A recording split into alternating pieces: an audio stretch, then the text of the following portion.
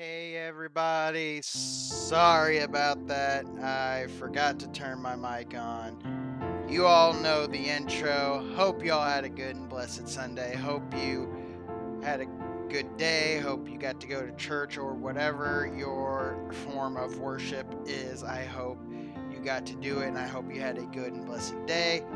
I'm tired from work and my brain is not working. So I'm sorry. I'm redoing this so y'all can hear me now. Again, sorry. Hope you had a good day. And we are on episode 62 of Turn It Around, part 2 of our little appearances series. And as you can see, it is titled The Leper, and that will make sense here in a second, because we are going to go over Matthew 8, 1 through 4. Jesus heals a man with leprosy. When Jesus came down from the mountainside, large crowds followed him. A man with leprosy came and knelt before him and said, "Lord, if you are willing, you can make me clean." Jesus reached out his hand and touched the man. "I am willing," he said. "Be clean." Immediately he was cleansed of his leprosy. Then Jesus said to him, "See that you don't tell anyone, but go, show yourself to the priest, and offer the gift Moses commanded as a testimony to them." Excuse me. I'm not sure what that last part is talking about, but I did look up, and apparently if by some miracle somebody was cured of a skin disease, they needed to present themselves to the priest for inspection and get like a certificate. I don't know if that's what this is talking about, but now you're probably asking yourself, what does this have to do with appearances? But before that, we need to know what leprosy is. Leprosy is an infectious disease that predominantly affects the skin and peripheral nerves. It is transmitted via droplets from the nose and mouth during close and frequent contact with untreated cases. Can cause skin lesions, muscle weakness, and diffuse thickening of skin and nerves, and loss of sensation in fingers or toes, and it can cause deformities if not treated. Some of those deformities could be losing a finger or toe because you've lost sensation, so you don't know if something is wrong, and it might get bitten off by an animal, might get cut off by a rock, I don't know. Something along those lines, but excuse me. But yes, these are the things that leprosy can do to a person. And I feel it is important that we know this so that we can understand more. But we also need to know how lepers were treated in Jesus' time. And there was no cure for the disease in Jesus' time. Today, there is a cure with several rounds of treatment. You can be cured of the disease.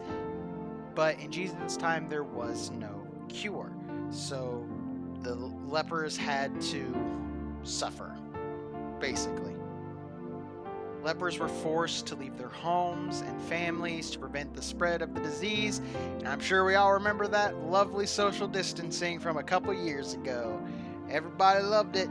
Yep, that's what lepers, that was basically the only method of prevention they had in that time, was to isolate the infected away from the uninfected, and lepers their only human contact was with other lepers. They had to live on the outskirts of town, village, city, whatever, and they would have to scavenge for food. They weren't able to buy food because they couldn't go into town, so they had to basically scavenge and steal for food to survive. They were forbidden to have contact with healthy people, and were forbidden to take part in worship, and even had to announce themselves by ringing a bell and shouting, "Unclean." So they basically had to out themselves. I can only imagine that it was incredibly humiliating. It reminds me of the scene that went around from Game of Thrones, the shame thing. I can only imagine it was incredibly humiliating. It is also against the ceremonial law of cleanness to touch a leper. Now, what does this show us about appearances? Since there was no cure for leprosy in biblical times, it would have likely been easy to spot a leper due to their skin lesions and deformities that is caused by the disease.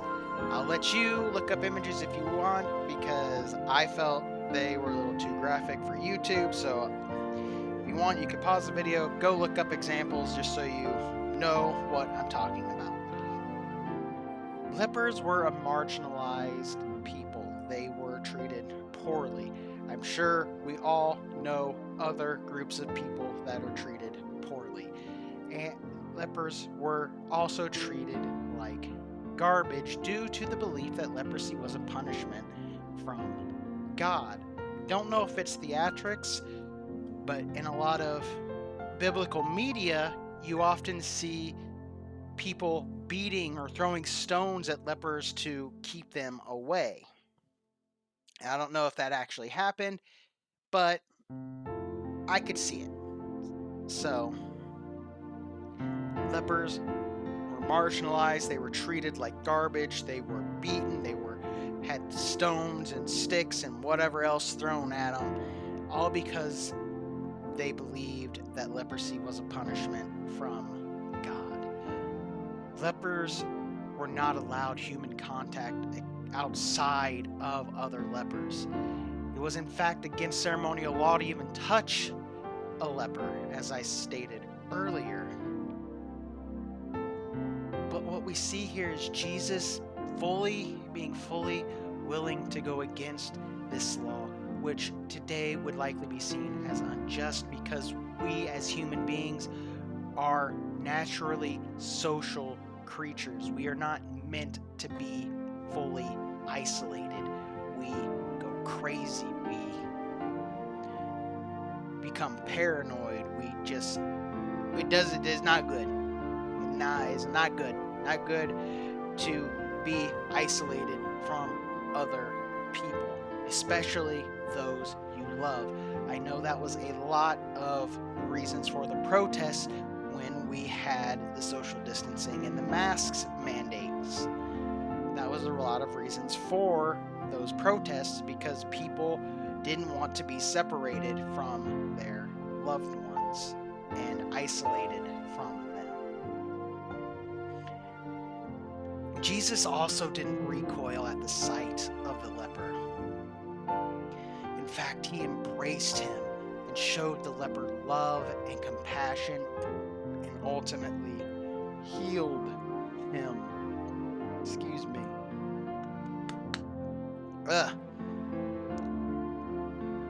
And like Jesus, we should show love and compassion to those who are treated unjustly just because of how they look. You see, as Christians, we are meant to look past the outward appearance. We're meant to look deeper, just as God and Jesus look deeper. They do not see appearances. They do not see the outward appearance. They see what's inside. They see the heart, the spirit, the soul, the mind. God does not care what you look like on the outside. He cares about your heart and what's on the inside. And like God, we should look past appearances, the outward appearance, and into the inward of a person. We should try to look at their heart, at just who they are as a person, past what they look like, past what they wear, past their skin color, past whatever makes them them. We should look past the outward and look inward. And this is something I will reiterate throughout this series because it is so important that we try to look at other people like God looks at everyone. Look past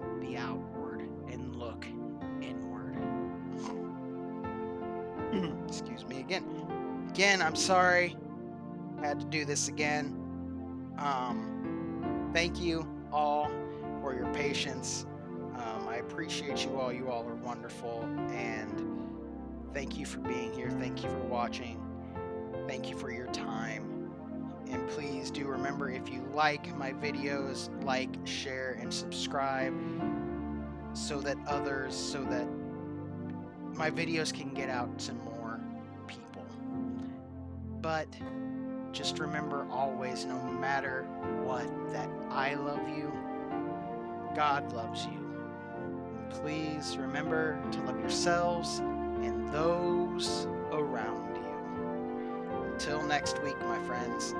Bye.